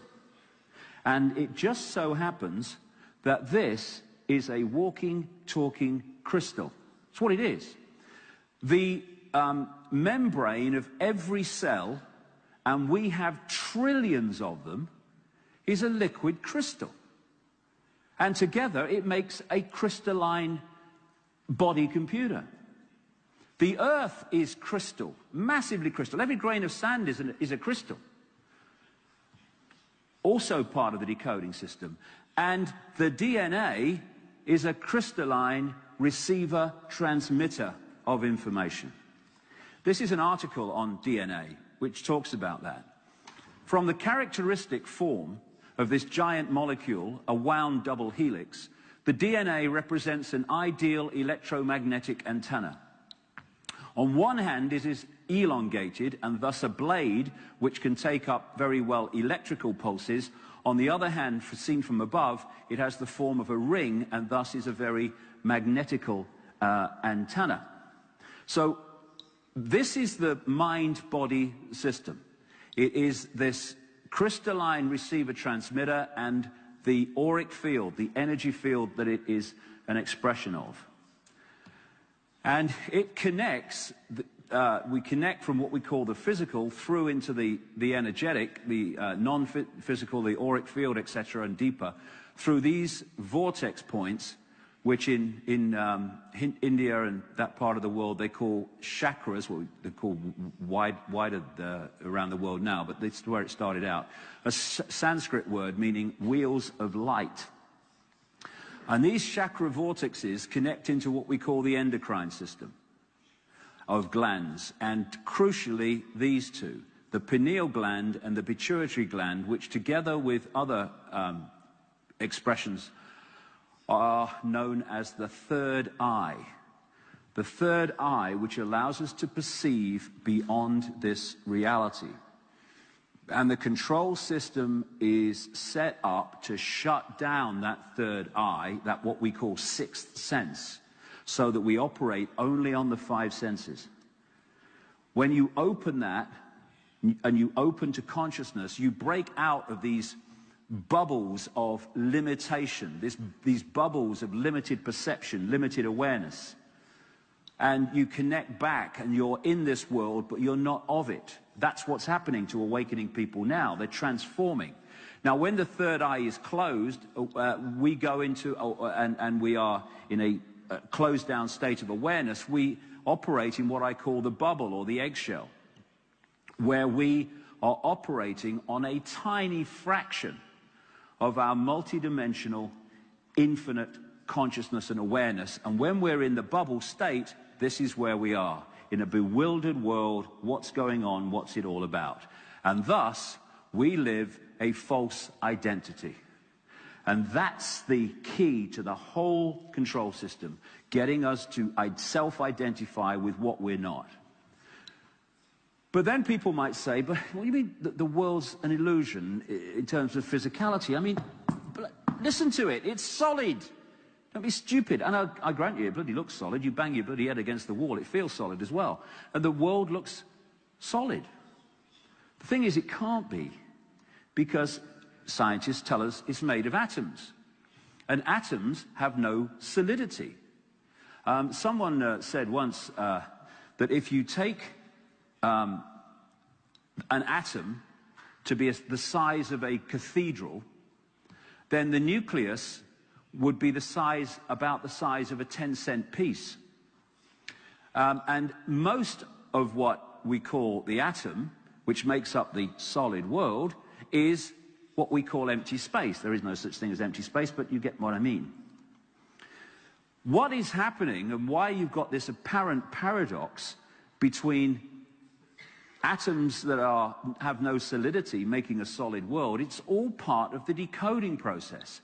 From the metaphysical universe, the vibrational information construct, through the electrical, through the digital, into the holographic. And it's the decoding process that gives us the illusion of physicality, not the fact that it's actually really physical. It's the same principle as taking information off the disk and decoding it onto the screen. This is our screen. This is what's happening all the time. And in the decoding process, if the information is encoded for us to read it like that, we will read this as solid. And when you go into other states of awareness, you can go beyond that. I had a friend, an acquaintance near my home many years ago, and she used to have this room. She had this big house, and she used to have this room where she let people come and meditate for long periods of time, like days and weeks sometimes. And they would go in there, and this one person, she said, was in there so long, and there was nothing, no sound, nothing. And one day, being English, she said, I thought I'd take him a cup of tea, right? So she tiptoes up, and she opens the door and dropped the tea. Because she said, what I saw was the top half of his body, here to his head, I could see. The bottom half of his body, nothing there. Because he's gone in such a deep state of awareness, a different state of consciousness, that he's gone beyond the physical, and therefore he stopped decoding it, or part of it. The reason it looks physical, but it's not, it looks three-dimensional, but it's not, is because it's a hologram. A holographic world we live in here. For people who haven't come across holograms, they are created, the ones you buy in the shops and stuff, they're created by a laser, part of which is deflected onto a photographic print, and part of which is deflected to across the object and back onto the photographic print, where it collides with that part of the laser. So what it creates on the print is what we call, or what they call, an interference pattern, a wave interference pattern. And it's the same principle as dropping two pebbles in a pond, and as the disturbance creates waves and they collide with each other, that pattern is a waveform representation of where the pebbles fell, how heavy they were, how fast they fell, etc., etc. It's the same with holograms. This is a holographic print. Now, it reminds you of a fingerprint, it does me, and I think that's very, very significant too. But what is it? It's waveform. It's information in waveform. And in there is all the information about the object that's been photographed. Then they fire another laser at that waveform, and suddenly, apparently, the best of them anyway, apparently solid three-dimensional forms appear. And like I say, the best of them can look as solid as you and me, especially the ones they're making now. These are all holograms that you're looking at. There you are, Mom. There you go. I'm not getting a knighthood, you know. No, I'm not getting a knighthood. I think it's when I said the Queen was a Satanist that I lost all chance of a knighthood. These are all holograms. Now, this man is a hologram that's projected onto a stage in Adelaide, Australia, when this guy is standing in Melbourne, Australia. CNN have done things with projections of reporters into a studio when they're somewhere else. They look three-dimensional. The best ones, however, that they're doing now look as solid as you and me. So we're decoding waveform into this, just as with a holographic situation, the laser is reading this information and turning it into three-dimensional form. And it's a construct we're living in. Interestingly, I've been writing about the fact that this is a holographic reality for years and years and years. And in, I think it was January 2009, something like that, I'm passing through Heathrow Airport, and this is a mainstream, absolute mainstream scientific magazine, and the front page was, "You are a hologram projected from the edge of the universe," which is what some scientists have concluded. Well, they're right. And then we have this paradox that bewilders scientists also, which is they have seen in the deep study of quantum physics that a particle takes a waveform at the same time. That something can be a particle and a wave at the same time. They're going, how can that happen? It is so simple. When you create, making holograms, the photographic print, the waveform information, and you fire the laser at that information and it reads it into this three-dimensional form, when it becomes the hologram, the waveform information doesn't disappear.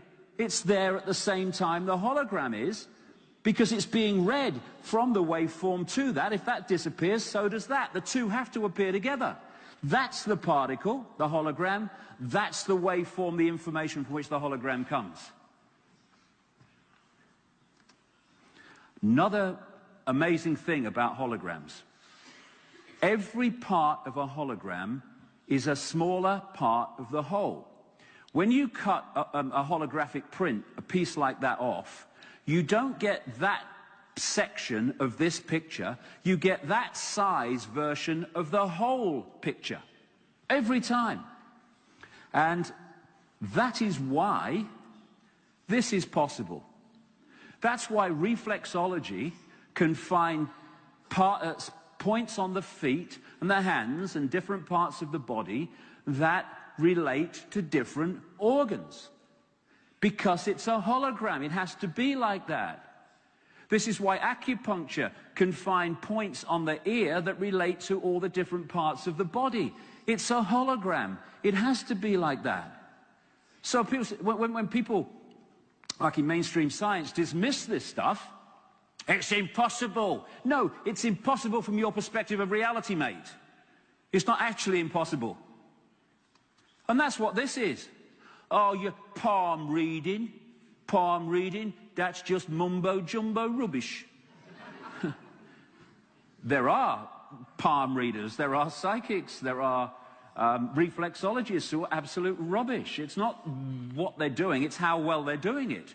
But the principle of palm reading absolutely fits the hologram, because the hand is a representation of the body. And if you can read where that information is encoded in the hand, you can make statements about the body and the person's mental and emotional and projected state. I've looked through a microscope in a man's doctor's, a physician man's studio clinic in California called Harvey Biggleton, and I've seen holographic blood with images in it that he read to say, he said to me, he put a bit of my blood on a thing and looked through it. He said, "You having problems with your hips?" I said, "Bloody right I am." He said, "Oh, I can see." And I looked through, and there were in the blood was a holographic three-dimensional pair of hips.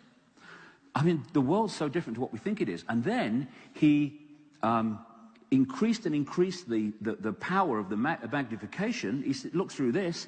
I looked through, my blood was quartz crystal, if you go deep enough into it. And so this whole idea you hear over and over again, as above, so below, that's exactly right. Why? Because it's a hologram. as below, as above, above, so below. It has to be like that. So we live in this hologram, but it's part of a greater hologram and a greater hologram until you've got what I call the super hologram, which is the universe. And this is, again, let me just go back here. This is why, for instance, this is the human energy field, and this is the planet's energy field. Again, different levels of the hologram. And then on another level of decoding through to the holographic, we create a digital level. This is why numbers and numerology and stuff works, and why numbers keep coming up in sequences.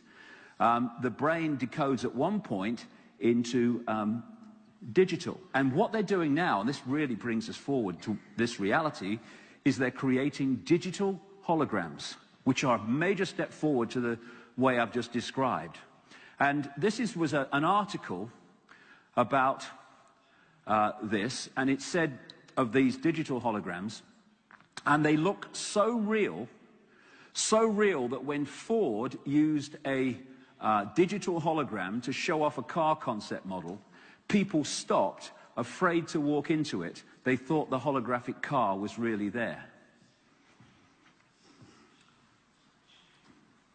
And one level of our brain works on the binary system of on-off electrical charges.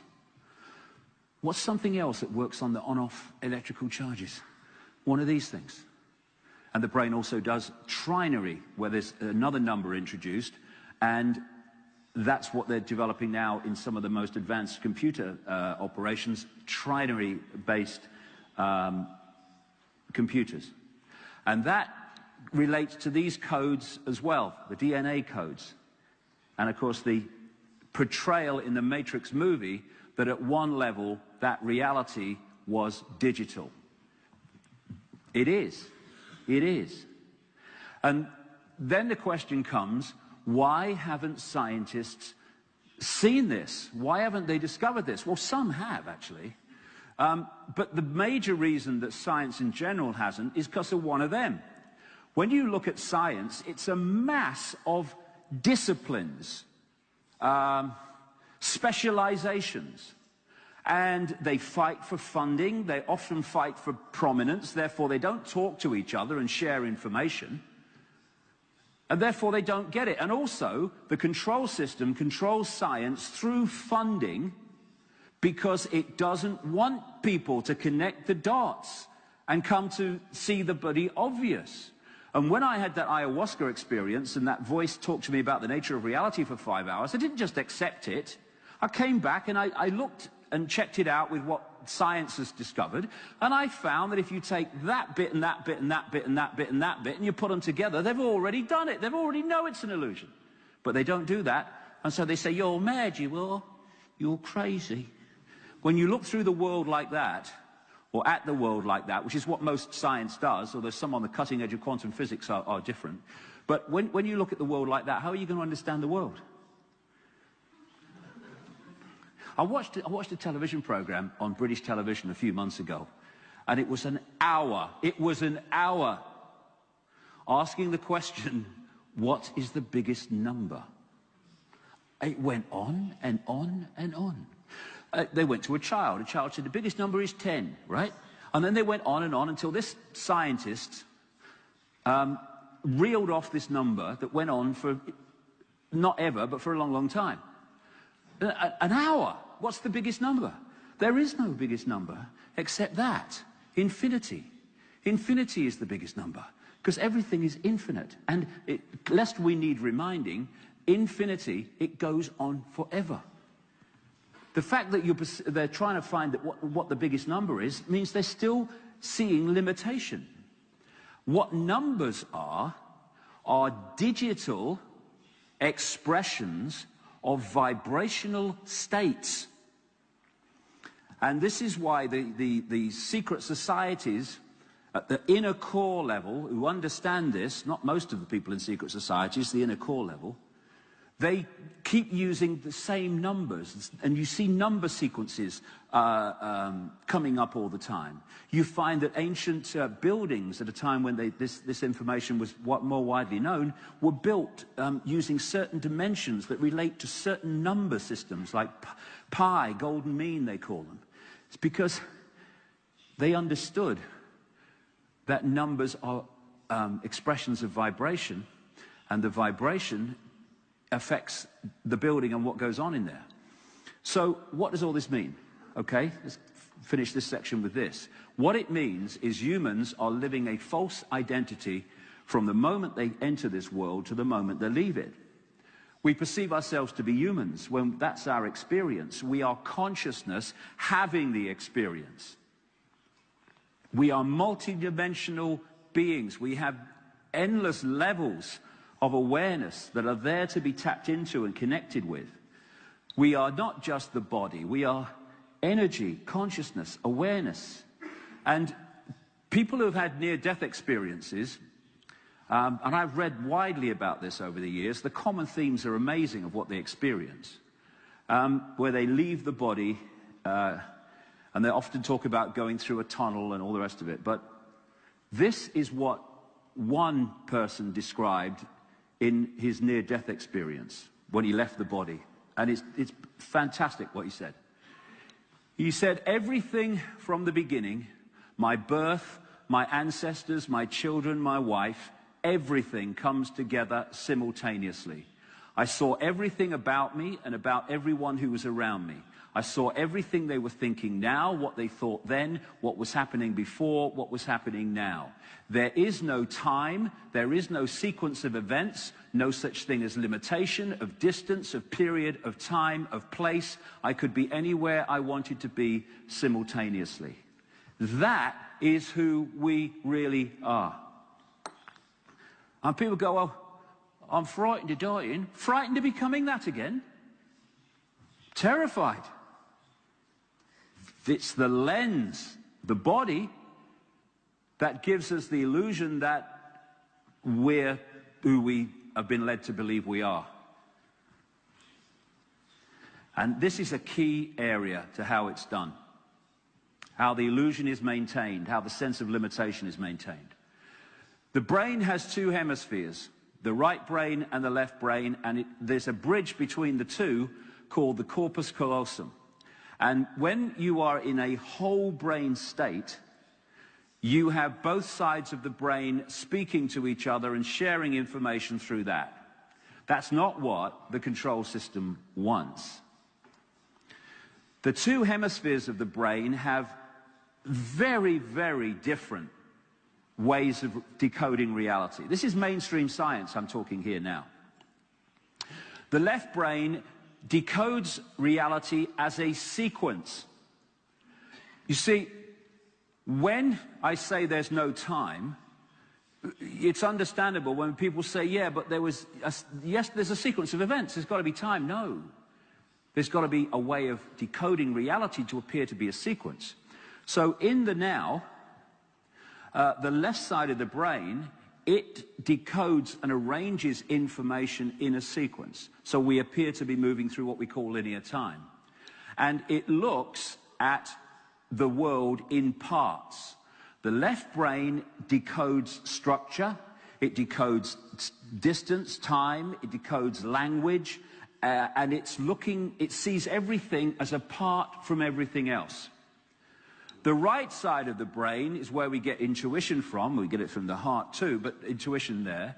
It's holistic, as they say. It looks at everything as wholes. It is a simultaneous processor, whereas the left brain is a parallel processor. Now, if the two are speaking to each other, then you get the best of both worlds. If they're not, then we get trapped in the illusion of this reality. And this is how they do it. This is Neil Haig's depiction of what the left brain does, structure and all the rest of it.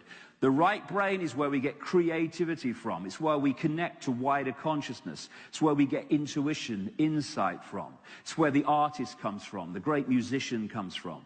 And the reason that composers could compose music while they were deaf How did they do that? It's because they were taking it, they were decoding it at a vibrational level in another form without it actually passing through the ears.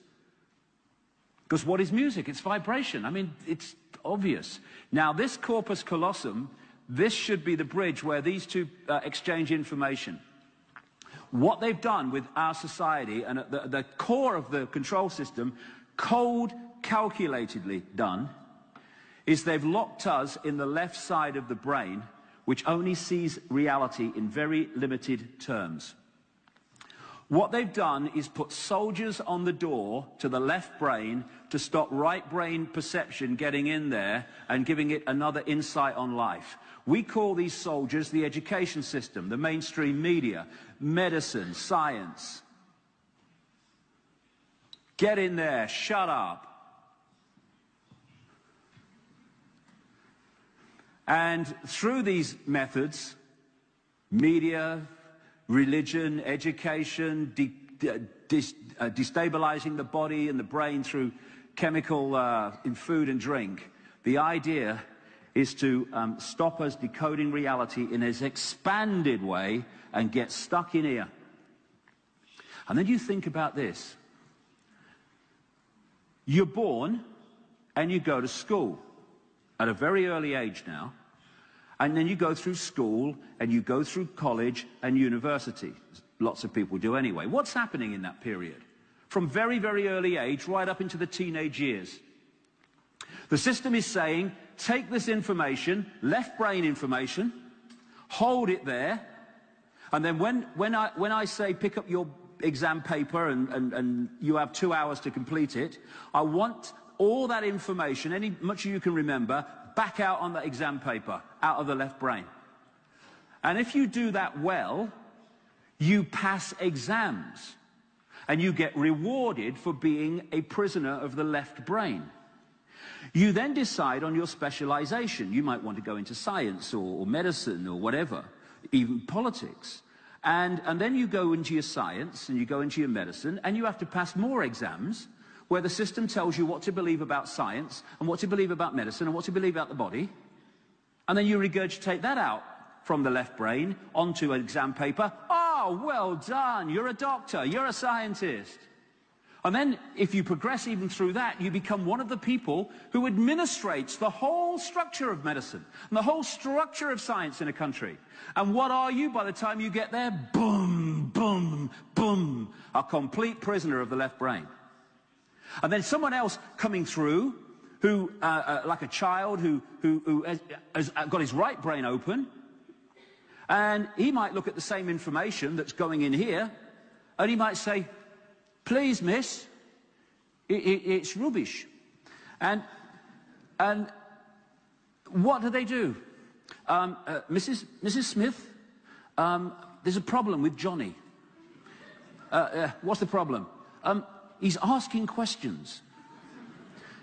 We fear that if he does it, they'll all want to do it. In other words, when you were a right brainer, you get marginalized in this left brain system. And that's why we live in a left brain society. Now, this lady, Jill Bolte Taylor, is a brain scientist, neuroanatomist, they call them. And in 1996, she had an experience which encapsulates what I'm talking about in this first section, because we're nearly finished now. And it's this. She got up one day, she wasn't feeling very well, and she thought, well, I'll get on the exercise machine and see if I can work through it. She said, I got on the exercise machine, and I looked down at my hands, and they weren't my hands anymore. And then I realized there was no part of me that was me, because I merged into everything else. There was just one energy field, although she was still individual in her own way, because that's her point of attention. She then realized that she was having a stroke in the left side of the brain. And she went, she said, during this period, into a place of absolute bliss, what she called La La Land, where she was everything and everything was her, and there was just this incredible feeling of love and peace. And every now and again, she said, the left brain would kick in and go, you've got to get help, you've got to get help. And this is why the left brain is not a bad thing. It's a bad thing when it becomes the governor of our reality. And she said, what I did, she said, I got hold of these business cards because I couldn't remember the number to ring work and ask for help, so I had to look through these business cards. And she said, as I was looking through them, I didn't see numbers or words. I saw squiggles. And this was what she said. They looked to me like pixels. What's happening is her brain's not decoding reality as it normally would, and she's gone back one stage into the digital level of the decoding system. She said, I took 45 minutes to find these, to find the squiggles that I needed. And she said, I then tried to phone work. And eventually, she managed it. And someone picked the phone up the other end. And they must have said, hello, so-and-so, so-and-so. She said, all I heard on the other end was this sound when he picked the phone up going woof, woof, woof, woof. And she said, I said to him, this is what I said, it's Jill, I'm in trouble. And all I heard was woof, woof, woof, woof. Because the left side of the brain is no longer decoding sound waves properly, therefore producing words that we recognize. Anyway, another thing she said, while she's in this state, she said, I was released from 37 years of emotional baggage because she'd been released from the body decoding that rubbish.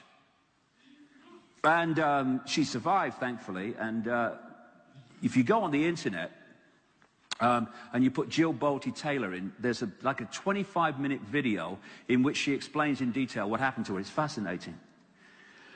So we are in such a low level of our true possibility because of the way this manipulation works. This is a man called Stephen Wiltshire. He's an English guy, and he's what they call an autistic savant. And some of these people that apparently have these sort of flaws in their brain system actually manifest staggering gifts because they're decoding reality in a way that's much closer to our true potential. This man, a boy then, was flown over London for half an hour in a helicopter. No paper, no pencils, nothing. He just had to look out the window. He came back and he drew accurately London from the air, even getting the number of windows correct. You go onto his website, stephenwiltshire.com or something like that, you will see some of the other stuff he did. He did the same in Rome. This man is an autistic savant called Daniel Tammet, and he has become famous for learning languages like that. So much so that he went on to Icelandic television and was challenged to come back a week later fluent in Icelandic. Well, you can see what bloody Icelandic's like. He came back 7 days later fluent in Icelandic. And his Icelandic language teacher said, this man is not human. But he was missing the point. This man is how humans are meant to be. Because he's accessing parts of the brain that we're not accessing. The level of genius, the level of potential that we have here locked away, that's being denied us systematically, is absolutely staggering. And much of it is due to being locked in the left brain, and all these things that are put in front of us to scramble our brains, scramble our emotions, divert our focus, and keep us in the box. Keep us in mind, frozen mind, rather than free-flowing infinite consciousness where you can learn Icelandic in a week. Keep us in the treadmill. And interestingly, one of the things that this society worships is the intellect. Oh, he's got a great intellect. Well, intellect's okay, as long as it's a servant of consciousness and not the governor and suppressor of consciousness, which is what most intellect is. This is the isolated intellect. That's why I keep putting this thing up for the media, for science, for medicine, is because all those things are dominated by the isolated intellect, therefore must be limited. As this man said, Albert Camus, an intellectual is someone whose mind watches itself. And if consciousness is not watching mind, you have a world that we live in now. That's what the isolated intellect does for us. And we have this fork in the road, I said at the start, consciousness or mind, all that is or little me, right brain or left brain, or a balance of the two. So it's not even, if you get round to the detail, free your mind, it's free ourselves from mind. And let consciousness in so that mind serves consciousness instead of being the governor of it. And one of the great ways to do this, I find, is to look at life again with a blank sheet of paper. Because just as the hypnotist in the stage show is impregnating a belief system, you are eating an apple when it's a potato, so preconceived idea, what we call belief, is having the same effect. Our preconceived ideas and beliefs are imposing themselves on the way we are decoding reality. This is where self-fulfilling prophecies come from. And so when we clear our mind from preconceived idea and say, I know I've always been told like this, I know I've always thought this, but I'm not even going to reject it and say I'm leaving it all behind. I'm going to say the information is going to be my guide from now on. My experience is going to be my guide from now on, and not preconceived idea. And it frees your mind, opens your mind. And when you open your mind and you open your heart, this heart vortex I'm talking about, which connects us right out there to intuition and insight, your life absolutely changes because you connect then to this great unified field of knowledge, awareness, and understanding. You know, people have said to me over the years, you know, Plato in ancient Greece was saying something like you're saying. He was saying that, you know, this reality is just the shadows on the wall, on the cave wall, and it's what's projecting them that is the true reality. But then you've got Giordano Bruno.